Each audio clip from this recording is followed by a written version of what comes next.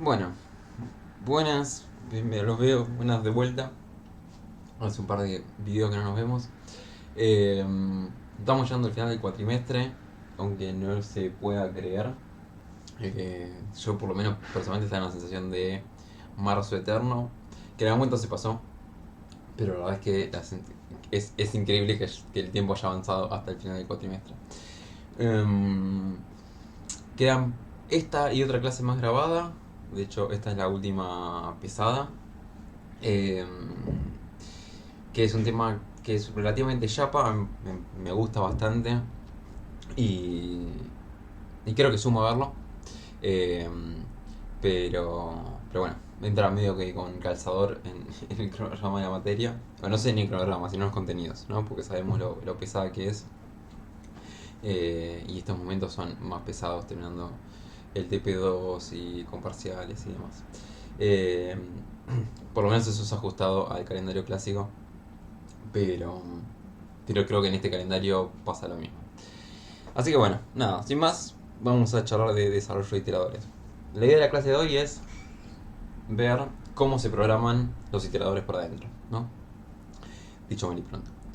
Eh, entonces, los iteradores, repaso algunos conceptos más generales, aparecen principalmente en la etapa de diseño, o digamos en el proceso de ir de los TADS, ya sea conceptuales o formalizados axiomáticamente, a una versión implementada de los mismos, ya sea con el pseudocódigo de los módulos o con el código posta del lenguaje que usemos, pero aparecen en ese momento en general por dos motivos. Uno es eficiencia, que es poder recorrer de manera no destructiva, de vuelta, ¿no? En un conjunto, si yo uso la sintaxis de los tags, tengo que estar haciendo sin uno y reiteradas veces para poder ir avanzando en el conjunto.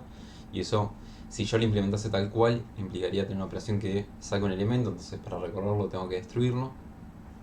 Eh, y por otro lado nos permite estas cosas de estar apuntando a un lugar y modificar un lugar específico de la colección. Lo otro que nos da es una interfaz común entre contenedores. O sea, cuando yo tengo lo que llamamos colecciones o contenedores, o sea, estas abstracciones de cosas que guardan cosas, en general, algo que voy a querer hacer con cualquiera de estas abstracciones es recorrerlos. Eh, y como el concepto, yo puedo abstraer el concepto de colección, de vector, secuencia y demás, puedo abstraer el concepto de colección, tiene sentido tener una interfaz común. Entonces ahí aparece la idea de iterador. De los iteradores es esta abstracción que nos da la interfaz común. Eh, Hay un tema que es a mí, algo que me hubiese tentado en su momento, es si yo tengo iteradores que tienen una interfaz común, si tienen una interfaz común esperaría que tengan el mismo código. Pero la macana es que cómo funcionan dependen de la estructura interna de lo que están recorriendo. ¿Sí? O sea, no es lo mismo recorrer una lista que un árbol, básicamente. Entonces, su funcionamiento, el funcionamiento del iterador, va a depender de la estructura interna del contenedor que recorren. Eso nos va a llevar a que en diseño tengamos lo que llamamos módulo interno o en C++ una clase miembro. Esto ahora queda medio abstracto, en un par de diapos va a ser un poco más explícito. Entonces, volviendo a por qué iteradores. Entonces acá hay una lista no necesariamente completa de motivos por los cuales usar iteradores, o que existen iteradores mejor dicho. La primera ya la dije, que es tener una interfaz común para recorrer una estructura. La otra que se nombra comúnmente es esta idea de tener punteros seguros a la estructura interna sin exponerla. O sea, yo quiero poder...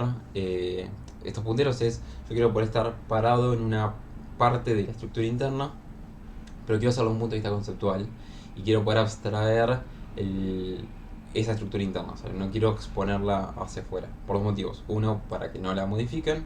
Dos, para que el usuario o la usuaria no tenga que estar conociendo cómo funciona esa estructura interna para usarlo. Entonces los iteradores dan este puntero seguro donde le puedo dar el avanzar, el retroceder, el modificar sin saber que están moviéndose en un árbol o no. Eh, bueno, la parte destructiva ya la charlamos. Por otro lado, es un estándar en C++. Todas las colecciones de C++ tienen iteradores. Entonces, si vamos a aprender a hacer módulos de contenedores, ya que estamos aprendámoslo bien. Y por otro lado, también a veces sirven para operaciones eficientes. Por ejemplo, en un árbol binario de búsqueda balanceado incluso, se puede hacer que la inserción sea O de 1 amortizada. O sea que, por ejemplo, crear el árbol a partir de una lista ordenada, puntualmente, que es lo que está en la referencia que está ahí, sea O de n en lugar de n log n.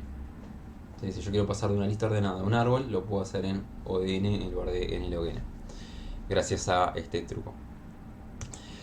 Entonces, repasemos los conceptos. El concepto general es la figura que está acá,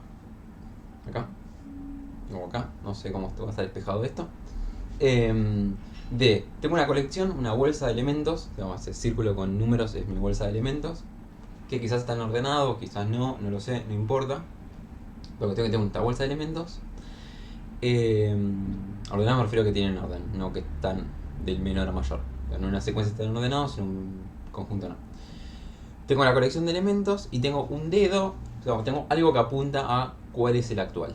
Entonces hay un concepto de, tengo un montón de elementos, les voy a imprimir un orden en la recorrida y aparte estoy parado en alguno de estos. Y en particular puedo avanzar, ¿sí? Entonces básicamente la manera de imaginarse es que yo tengo el conjunto y voy a estar, empiezo en alguno y los voy a recorrer en algún orden y voy a pasar al siguiente y voy a terminar. Eso se resume en la siguiente interfaz, de alguna manera, que son estas 4 operaciones, que es inicializar, empezar el dedo en el principio de la recorrida, poder avanzar, que es poder pasar al siguiente elemento, poder obtener elementos, o sea, del dedo que está apuntando, decir, bueno, ok, dame el elemento al cual estoy apuntando, y saber si terminé, que es si puedo, básicamente si puedo seguir avanzando y si estoy en una posición válida, o sea, si estoy en una posición donde puedo pedir el elemento. Eso en C++ se traduce en las siguientes operaciones. Por un lado, en la colección vamos a tener una función begin que nos da el principio del un iterador que apunta al primer elemento de la recorrida, ¿sí? No necesariamente el primer elemento de la colección, sino el primer elemento de la recorrida. El iterador va a tener un operador más para avanzarlo a la siguiente posición. El iterador va a tener un operador asterisco para obtener el elemento en el que está parado. Y para saber si terminé, la sintaxis que se suele usar es una mezcla de pedir la colección end, un iterador al final, que el final, ahora lo charlamos un poco mejor, pero es lo que se llama la posición pasando el último, que esto es algo particular de C++, en otros lenguajes es distinto, en Java por ejemplo funciona distinto. En C++ existe, digamos, el concepto es la posición pasando el último. Entonces, yo avanzo el iterador, en este caso, pues, digamos, recorro en el sentido de las agujas. Entonces arranco en 42, voy al 11, voy al 12, voy al 9. Y yo estando en el 9 puedo avanzar una vez más y avanzo a una posición no definida, que es la posición pasando el último. Entonces, el end de una colección que te da un iterador, debería dar un iterador que esté en esta posición pasando el último, que es una posición en la cual puedo llegar, pero en la cual no puedo aplicar el operador asterisco. Entonces, para saber si terminé, básicamente lo que hago es comparar el iterador. Entonces tengo un operador igual entre dos iteradores y lo comparo con el end de la colección. Si mi iterador, después de avanzar muchas veces el iterador, llego al end de la colección, significa que llegué al final, ahí no puedo pedir asterisco y tampoco debería seguir avanzando, ¿sí? En el caso de... Bueno, la posición pasando el último, iba a aclarar un poco más de eso. La verdad es que va a depender mucho de cada colección. La manera de imaginárselo, si quieren, es si yo tengo una lista de elementos. Vamos a poner esta de acá. Y yo tengo mi iterador, que es el dedo que apunta. Yo este iterador lo voy a estar corriendo. Y lo que tengo que poder hacer es, estando en el último elemento, poder avanzar un lugar más y que esa posición sea reconocible como el final de la colección. Sería el final de la recorrida, mejor dicho. Básicamente es eso. Después lo vamos a instanciar esto en distintas estructuras.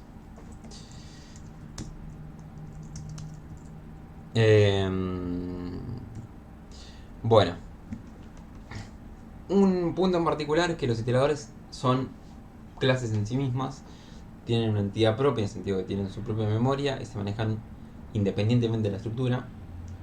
Y independientemente de la estructura me refiero a que son variables aparte, ¿sí? Entonces, veamos el ejemplo para ilustrarlo un poco. Yo tengo un vector de enteros que tiene estos 4 elementos, 1, 3, 4, 8. Tomo un iterador al principio, que se lo pido al vector. Entonces acá yo parto de la colección y obtengo el iterador, que es de tipo, en este caso es la clase iterador dentro de la clase vector. Pero a partir de entonces este iterador es una variable independiente del vector, o sea, es independiente en el sentido de es una variable propia con sus propias variables internas, que si bien va a estar relacionado al vector, porque cuando haga asterisco de esto me va a devolver elementos del vector, es independiente en el sentido de que es una variable distinta en memoria, ¿sí? Entonces avanzo el iterador 2 veces, yo estaba en el 1, avanzo una vez, estoy en el 3, avanzo otra vez, estoy en el 4. Entonces imprimo el contenido acá de referencio, se lo operador asterisco, me devuelve 4. Ahora, como son variables independientes, yo por ejemplo podría agarrar y crear un iterador it2 y ponerle el valor de it. Entonces yo puedo agarrar it2 va a empezar en la posición de it, porque es una copia de it, y aparte va a estar asignado a la misma estructura. Avanzo it2, y si ahora le pido el valor, me devuelve 8, ¿no? Estamos en 4, lo avanzo una vez, me da 8. Me fijo si llega al final, lo comparo contra el end pedido de vector, y me dice que no. Lo avanzo una vez más, o sea, estaba en el 8, paso al pasando el 8, y ahora el end me da true. Y si yo me fijo en dónde está parado el 4, el iterador sigue estando parado en 4. Porque yo acá hice una copia, esto es independiente de esto, a pesar de que, digamos, apuntan a la misma colección, pero sus variables de digamos, su estado interno, que refiere a dónde está parado o a qué apunta el dedo, digamos, es el mismo, digamos, se mantiene, es independiente. Entonces si yo modifico IT2 es distinto de, no modifica dónde está parado IT. Perdón por las idas y vueltas. Bueno, y eso es lo que está aclarado acá. Entonces, la propuesta ahora de la clase es, vamos a, en lo que queda del video, todavía no sé si lo voy a dividir en dos o no, creo que sí. Vamos a hacer los iteradores de vector lista y ABB. Empecemos con vector. Entonces, repasemos un cachito de la estructura de vector. Vector se representa con una estructura, que es una tupla donde tengo que tener un arreglo estático donde guardo todos los valores, un tamaño y una capacidad, donde tamaño es la cantidad de elementos que tengo guardados y la capacidad es la cantidad de elementos que puedo guardar, o sea, el tamaño de la regla, ¿sí? ¿Cómo nos damos cuenta de esto? ¿Cómo me acuerdo de que tam y capacidad son, digamos, para qué sirve cada uno? Bueno, una cosa que puedo hacer es mirar al rep o mirar al labs. Si miro al labs, por ejemplo, cuando yo relaciono, digamos, recordemos que vector es una implementación, o sea, se explica con el tab secuencia. Entonces, la secuencia no tiene un concepto de capacidad, porque tiene los elementos que tiene, digo, es un tab. Entonces, si vamos a labs, vemos que tamaño es el que es igual a la longitud de la secuencia, por tanto, tamaño es la cantidad de elementos realmente guardados en el arreglo. Aparte, lo podemos ver acá, cuando dice que, bueno, que el tamaño es menor o igual a la capacidad, eso ya nos da una pista. Y que aparte lo que está definido es, recuerden que este es el tab arreglo que está en el apunte de módulos básicos al final de todo, y tiene un operador definido que es para saber si en algún momento usé un casillero y lo puedo mirar. Entonces acá lo que me está diciendo es que para todo natural en el rango de 0 y tamaño está definido, y para el rango de tamaño y capacidad no está definido, ¿sí? Entonces de ahí tengo las pistas de cómo interpretar esta estructura. Ahora, teniendo esta estructura, lo que vamos a querer hacer es pensar un iterador. Entonces al iterador vamos a tener que ponerle variables propias, que sería la estructura del iterador. Esas variables lo que tienen que hacer es tener, por un lado, referencias al vector para poder ir a buscar los elementos, y por otro lado, alguna manera de saber dónde estoy parado, ¿sí? Que puede llegar a ser dos variables, pueden llegar a ser una sola. Y lo que vamos a querer completar son estas cosas, o sea, el begin de vector, que me da un iterador del principio, el end de vector, que me da un iterador a pasando el último, el más en iterador, que lo avance, y el asterisco en iterador, que me da una referencia. Esto en situación presencial lo hubiésemos hecho en el pizarrón con idas y vueltas, acá se complica. Si quieren pausarlo el video acá y lo piensan, más que bienvenido.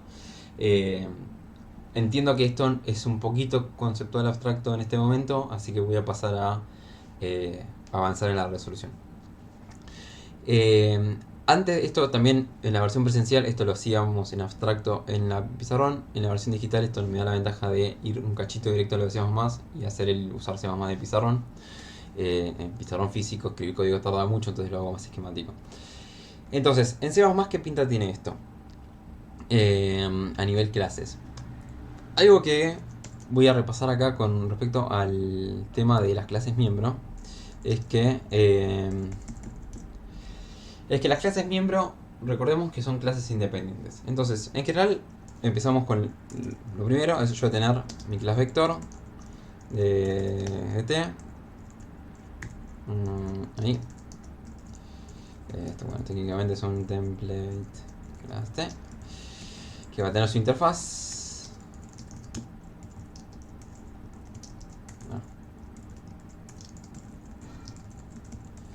Y bueno, y su parte privada. Y lo que queremos acá es agregar en la interfaz de vector algo que me vuelva un iterador in y end.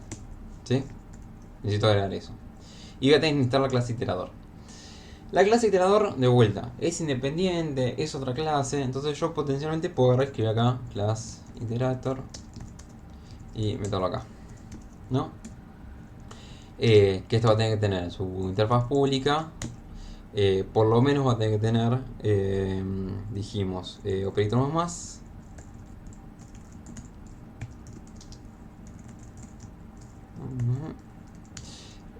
Además va a tener que tener el operator igual.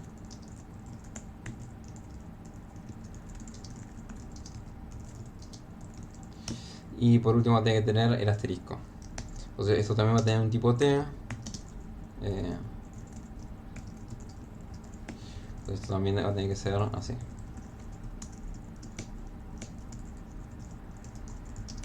Porque también tiene que tener un tipo T paramétrico, dado que el vector es paramétrico, ¿sí? Entonces, el tema que tiene esto es que, ok, yo escribo esto muy lindo, pero ahora existe la clase iterator. Y si el ABB, si después tengo un conjunto sobre ABB que quiero que tenga un iterador, no le puedo poner un más iterator. Entonces, uno en principio lo que puedo hacer es ponerle vector iterator. Y después uno implementa esto como vector iterator t puntos operator más. Y esto es vector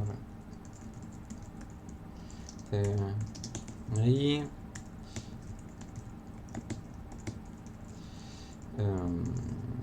Aplicamos más. Está bien.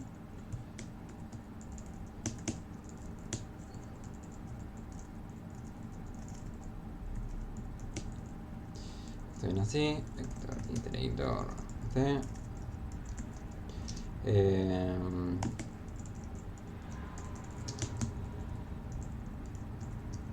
Ahí va. Y por último, esto que devuelve asterisco. Esto devuelve t.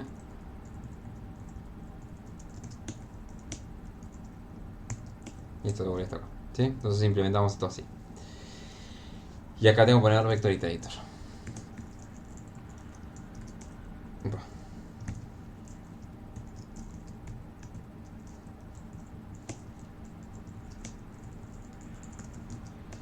Perfecto. Entonces, en principio es una clase extra. Esto a lo que quiero llegar es esto. Es una clase extra y se escribiría con algo de esta pinta. Ahora, la macana que tiene esto es que entonces ahora el iterator se llama vector iterator. No es el fin del mundo, pero no es lo más elegante del mundo tampoco. Entonces lo que se suele hacer es poner esto como una clase interna de vector.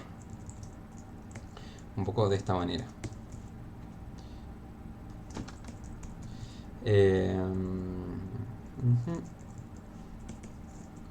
¿Qué dice? Esto viene acá. 24. Ya. Entonces en este caso el template ya no es más necesario, porque lo toma del vector.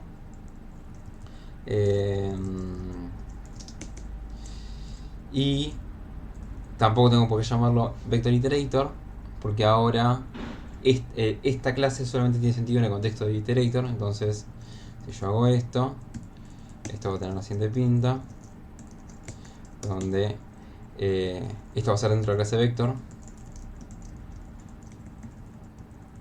Se me agrega este doble dos puntos acá atrás, vector iterator acá, lo mismo con esto. ¿Dónde estamos? Bueno, y este sería...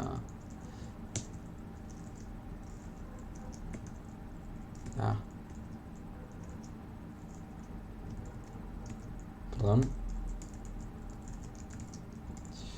Ahí va, perfecto. Y este hay que borrarlo. Listo. Entonces, estoy chequeando porque Control R es para volver, es el redo en Vim, y también es el para grabar en el coso de grabaciones. Bueno, entonces, queda así. Y acá se ve la redundancia donde tengo vector iterator, vector iterator, ¿no? Entonces es como medio redundante y no tiene mucho sentido. Entonces la propuesta es decir, bueno, ¿sabes qué? Llamemos todo, llamémoslo iterator. Total, ya sé que es de vector porque lo tengo en el namespace. Entonces hacemos un replace iterator iterator. Sí. Perfecto. Entonces ahora tenemos casi todas las piezas para empezar a elaborar.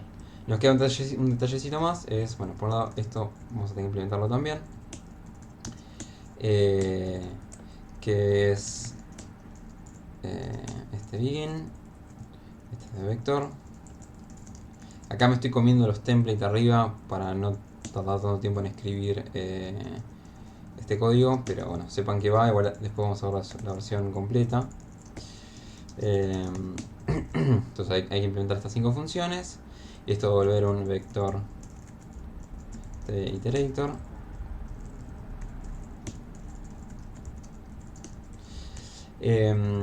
Entonces lo que nos queda completar es, bueno, la parte privada de vector ya la conocemos. Esto es asterisco valores intam incapacidad. Vamos a ponerlo así medio en cortito. Y nos falta entonces poner la representación del vector, del iterador digo. Y nos falta poner... y falta un detalle más, que es... Fíjense que acá yo estoy usando la clase iterador, pero la declaro después, lo cual genera un problema porque cuando el compilador lea esto, va a llegar hasta acá y decir, che, iterator como clase no existe, está definido después. Entonces hay que hacer lo que se llama un forward declaration, que yo lo suelo hacer al principio de todo, que es poner acá class iterator, ¿no? Recuerden que las declaraciones de clase dijimos que era el class sin las llaves. Entonces con esto estoy diciendo la clase iterador existe, después te digo cómo es. Cuando viene a leer esto dice, ok, la clase iterador existe, después me fijo cómo es, y acá la declara, ¿sí? Entonces, a nuestra ejercitación que teníamos antes, que era completar estas cosas, que igual ahora esto podríamos hacerlo directamente todo en código. Vamos a charlar un poco cómo se completa, bueno, esto se confunde menos, cómo se completa la parte privada del iterador y las funciones, ¿sí? Entonces, empecemos por la estructura. Lo que necesitamos es poder, por un lado necesitamos poder saber dónde estamos parados en el vector y tener una manera de, con ese donde estamos parados, ir a buscar los elementos cuando nos hacen asterisco, ¿sí? Entonces, ¿qué significa estar parado en un vector? ¿Cómo recorremos comúnmente un vector? Y la verdad es que usamos enteros. Y con un entero yo puedo acceder al vector y pedir la información. Entonces, en principio, yo acá podría guardar un entero que es mi posición. Y podría guardar ahí tengo dos opciones. O guardo una referencia a valores, que va a ser, esto va a ser una referencia a tengo que guardar junto con dos valores. O mismo, lo que puedo hacer es guardar una referencia al vector. Referencia vector. ¿Sí? Creo que por simplicidad y porque es el código que está después, vamos a usar esta versión. Pero uno podría guardar una referencia al vector y se acabó. Requiere un poquito más de laburo con los constructores. Entonces, con estas dos cosas nos confiamos que sé dónde estoy parado en el vector y sé y puedo acceder con esto más esto, puedo acceder al elemento del vector, ¿sí? Asumiendo que esto es una referencia válida acá. Bueno, entonces vamos con las funciones. Vamos a empezar por las de vectores. Entonces, ¿qué significa avanzar el iterador? Y en principio es correr una posición a la derecha, o sea que me alcanzaría a hacer con pos más. Se entiende que acá estoy parado adentro del iterador, entonces estoy tomando estas dos variables, ¿sí? Por otro lado, tengo que poder saber si dos iteradores son iguales. ¿Cómo comparo si son iguales? Bueno, en principio si están en la misma posición, ¿no? Tienen que estar en la misma posición. Entonces yo puedo hacer la posición de estos, tiene que ser igual a O pos. Recordemos que puedo acceder a la parte privada de O porque somos de la misma clase. Ahora, una pregunta que surge es, che, ¿y tengo que comparar este valor? Bueno, a priori podría, pero la verdad es que no siempre se puede saber si dos iteradores pertenecen a la misma colección, ¿sí? O sea, todo depende de qué información guardes. Si guardas siempre la colección entera, puedes saberlo, pero potencialmente es un desperdicio de memoria guardar eso. Y en general, por lo menos en el estándar de C++, se asume que un iterador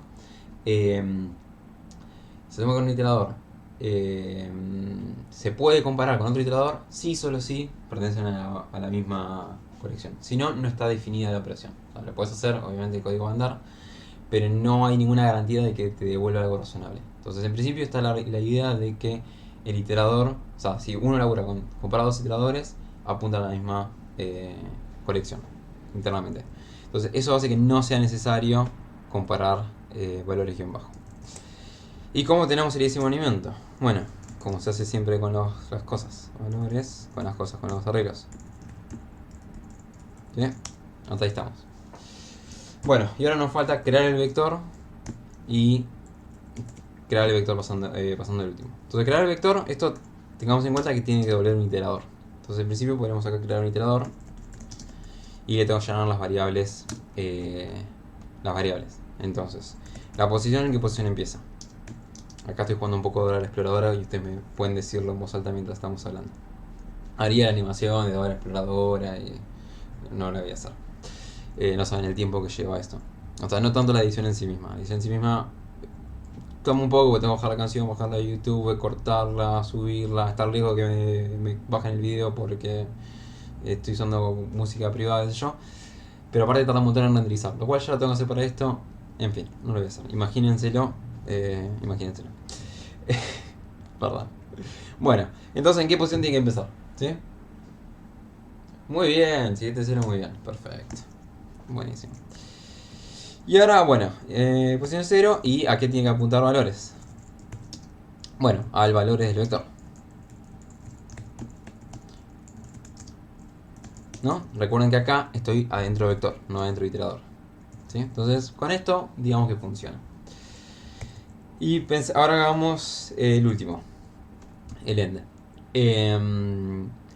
Bueno, en principio de estas cosas, 3 de 4 tienen sentido.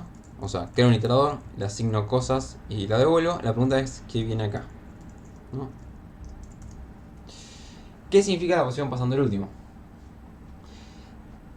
Habría muchas opciones. Digo, en principio tiene que ser algo que te señale que ya no es más válido y que sea reconocible. Entonces yo podría poner -1, por ejemplo. Pero entonces acá cuando me paso la posición tengo que poder mandarlo -1. En general se trata de hacer lo más razonable considerando esta operación. O sea que si yo estoy parado en el último y hago más, me tiene que llevar a pasando el último. ¿Qué? De vuelta. O puedo usar alguna inteligencia sofisticada donde acá ponga un if final Entonces, y actualizo la variable para que me señale el último, ¿sí? O si esto, el más de la posición del último, me deja en una posición que puedo usar, aprovecho eso. Entonces, en este caso, la posición pasando el último sería si esto es pasando el tamaño, ¿sí? O sea, si el último posición es cuando estoy en igual a tamaño menos 1, de hecho. Entonces, cuando hago uno más que eso, estoy en tamaño, que ya no es accesible. Entonces, yo acá puedo poner tam. ¿Por qué es tam y no capacidad? Porque a mí me interesa solamente recorrer las cosas que están, que sé que valen asignarlas, ¿no? Desde tam hasta capacidad es territorio no permitido, digamos. Entonces, eh, lo que te pone es tam. Y va tam y no tam más 1 porque uno recorre hasta tam exclusivo, ¿sí? Entonces, con esto tengo mi fórmula de iterador completa, ¿sí? Perfecto. Veamos un poco entonces qué estaba acá. Acá está básicamente lo que les contaba antes, de que uno agarra la interfaz general de vector, le agrega el bin y end que vuelve un iterador. Acá hay un par de aclaraciones que es comúnmente con estas cosas uno define, hace este type def donde value type es igual a t, para después poder hacer vector dos puntos value type para referirse al t, porque si no está referencia al t uno la pierde por fuera del proceso de compilación. O sea, este template y este t desaparece cuando uno compila. Entonces esto te guarda la referencia. Por otro lado, normalmente hay dos iteradores, uno define dos iteradores, el iterator y el const iterator, que se diferencian principalmente y casi únicamente en esto, en el asterisco. En el iterator común esto es una referencia no constante, y en el const iterator esto es una diferencia const.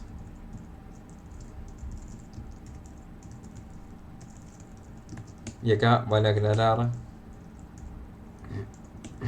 que este const es un nombre nomás y podría llamarse de cualquier otra manera. Esto no es equivalente a este const y por eso este está en verdecito y este no. Pero la diferencia, digamos, es el mismo código, lo único que cambia es la realidad.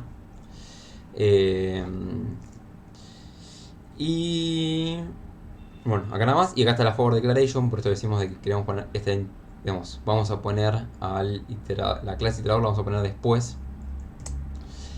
Entonces la clase iterador, definimos el igual, definimos el distinto, porque uno en realidad normalmente compara por distinto al final. Entonces esto hay que definirlo aparte. El operador más, el asterisco, que en el caso acá le puse este const acá, pero está mal. Este const va si esto es const iterator. Y aparte definimos, bueno, este value type de vuelta para poder usarlo en el tipo de que se devuelve. Y por último, definimos el operador igual para poder asignar entre iteradores, que esto en muchos casos funciona sin tener que declararlo, pero puede que no. El constructor por copia lo mismo.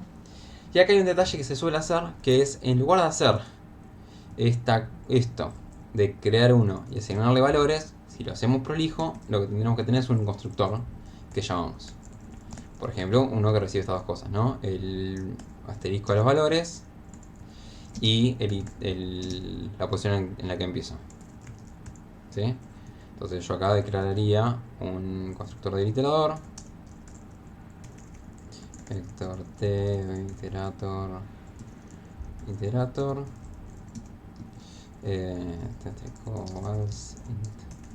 pos, y acá lista de inicialización. Tenemos que pos-bajo es pos y valores-bajo es vals.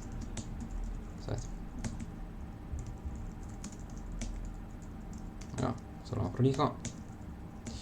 Y acá en lugar de hacer esto, llamo a esto con valores 0. ¿Sí? Esta sería la manera prolija de hacerlo. De hecho ya puedo hacer return. Listo, una sola línea. Esta sería la manera prolija de hacerlo. Esto ya charlamos más de una vez que no es lo más prolijo de hacerlo, de inicializar y utilizar las variables. Habría que crear un iterador. Un detalle que se suele usar en esto es este iterador, este constructor que está acá. Me gustaría no hacerlo público, porque yo no quiero crear un iterador. O sea, no quiero que cualquiera cree un iterador como se le ocurra, sino los iteradores siempre deben ser pedidos desde la colección. Entonces una manera de forzar o sugerir eso es hacer que la variable sea privada. Entonces yo lo hago privada. Hago que el constructor está acá en la parte privada. Pero si lo pongo en la parte privada, no es accesible por nadie, ni siquiera vector, a pesar de que esto está acá adentro. Porque funciona así y de vuelta. Esto es lo mismo que haberlo puesto afuera, solamente le estoy agregando el vector atrás. Entonces lo que tengo que hacer para que para permitir que el vector utilice este constructor es hacerlo amigo. Vamos a ponerlo acá. Friend class vector. Entonces ahora lo que estoy diciendo es vector puede acceder a las partes privadas del iterador. Siempre queda horrible cuando uno dice eso. Es así, la traducción quedó así. Así que bueno, y acá está la versión completa del iterador. Igual en la ejercitación está subido el código con test y todo el extra. Pero bueno, tenemos el constructor de iterador, que es básicamente el que acabo de escribir acá. O sea, el iterador no lo puse acá, pero el iterador tiene valores y post. Acá me queda la notación vieja del guión bajo atrás y guión bajo adelante. Bueno, nunca sé cómo es, va al final. Entonces acá está el constructor que les mostré recién. El constructor por copia los valores de otro. Begin entonces hace un return de iterator con valores y 0. En hace un return de iterator con valores y tam. Hacemos más de esto. Esto me lo salté. Nosotros tratamos de devolver, digamos, más lo que tiene que hacer es modificar y correrlo a una posición. Se acostumbra devolverlo para poder hacer concatenación de operaciones, entonces hacer más y hacer más hacer otras cosas. Punto. Entonces, aparte del más hay que devolver 10. Por otra parte, el asterisco, esto es lo que ya vimos, y el operador igual es, me fijo si las posiciones son iguales. ¿Sí? Bueno, cortamos acá y ahora hacemos